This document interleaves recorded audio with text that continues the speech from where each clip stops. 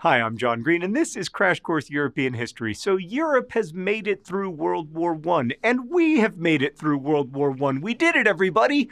It was easier for us than it was for them. But now we have to ask the question, how does a society recover from catastrophe? Well, in some ways, Europe made it look easy. It was the Roaring '20s, and a more modern consumer economy arrived, featuring electricity and telephones in homes and nightclubs. And all these revolutions in human connectivity and technology meant lots of economic growth and new opportunities, but also, of course, many people who were left out of that economic growth, and many others who were carping about how good things were in the old days, back when the Lord of the Manor House made all your decisions and you died of plague at 27.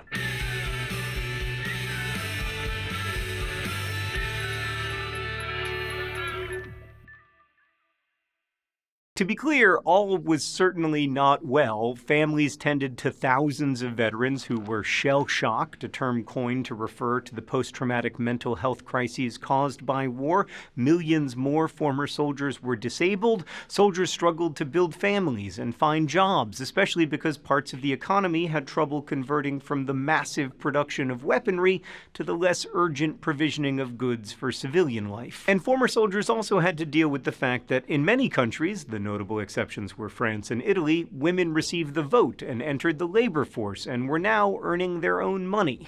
Let's go to the thought bubble. The ongoing growth of industrialization meant there were lots of jobs in new sectors. The production of small household goods, for instance, like electric irons, or phonographs, or radios, and larger items such as automobiles and civilian transport like subways and trains. Construction of urban housing, which had been neglected during the war, also boomed, and some towns and entire cities like Warsaw, along with roads and rail lines, needed massive repair, if not complete rebuilding.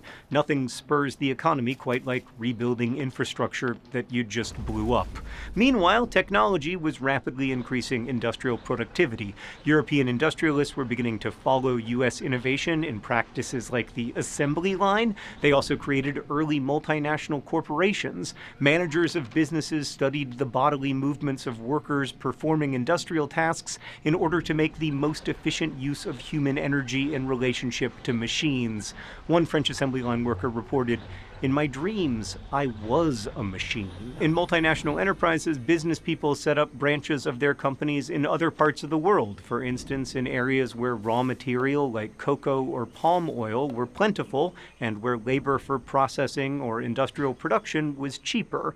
Many scholars see these new multinational corporations as a different, but also abusive, form of empire. Thanks, Thought Bubble. Technology increasingly affected farm work as well, providing expensive innovations like motorized machinery and chemical fertilizers, and in both industry and agriculture, technology was making lots of jobs obsolete, even while it was creating new ones, as it had before the war, and the benefits of that growth were distributed very unevenly, which continues to be the case with industrial and technological expansion. But there were also upsides, like for instance dancing. Young people went to dance halls and films, which then as now was an art form with mass appeal, and people's lives were filled with lively music from phonographs and rollicking dances like the Charleston. Where possible, young people flocked to beaches in the summer and bicycled in groups of friends on weekends, now that many people's work weeks had been cut to 6 or even 5.5 days per week. Oh, all that time for leisure. I wonder if in the future people will be like, y'all used to work 5 days a week? It's crazy. And there were so many other changes too. Changes in women's fashion led to shorter skirts and silk stockings. Manuals about birth control methods continued the trend of bringing down the birth rate, although there was a brief upturn just after the war. There was also a new emphasis on physical exercise for both men and women, as group fitness drills proliferated, as did sports teams, which often now wore uniforms in much the same way that armies did,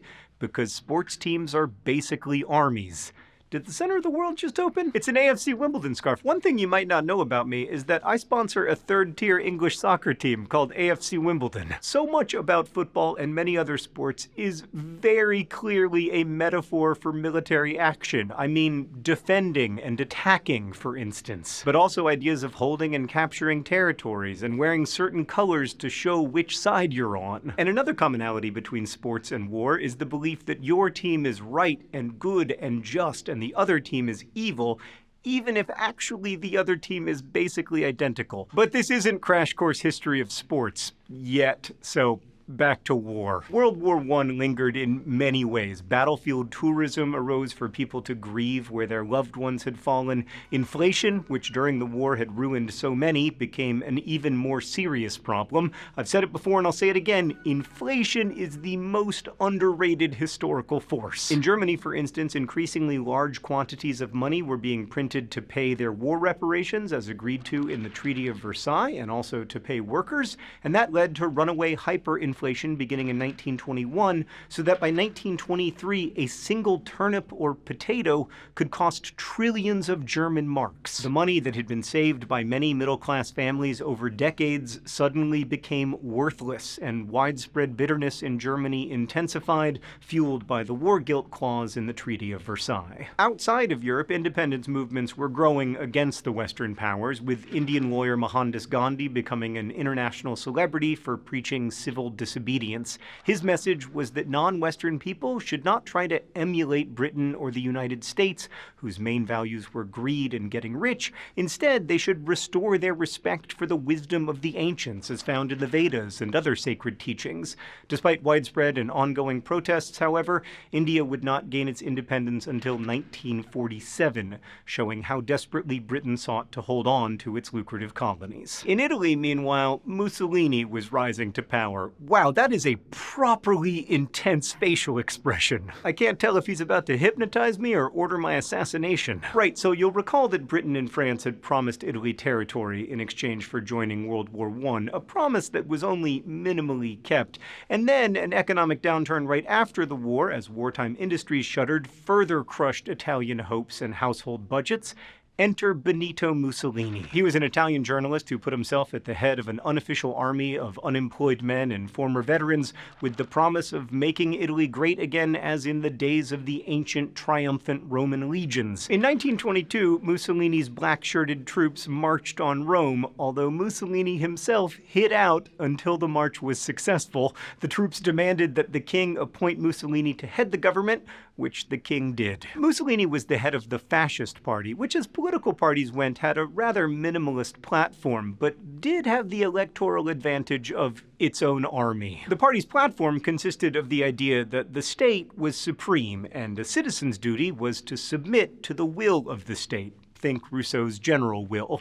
The party took its name from the fasces of Roman times, an axe with a handle made up of tied sticks representing the unity and boundedness of the individual to the core power of the state. Black shirts beat up and even murdered opponents in the Italian parliament. They also entrapped union members, torturing them and forcing castor oil down their throats, which causes violent diarrhea. And as for women, they were forbidden to have good jobs and eventually were limited to work only as household servants or agricultural workers. Assigning women a servile role in society was supposed to allow men to feel like men again with their superior wages, and also to create a dependence upon men and their wages. As fascism thrived in Italy, the new Eastern and Central European nations, which had been carved out in the Peace of Paris, faced the challenge of creating governments. These governments would have to rebuild devastated areas, jumpstart economies, and deal with complicated issues of ethnicity, and the latter was the most difficult because after centuries of migration and intermarriage,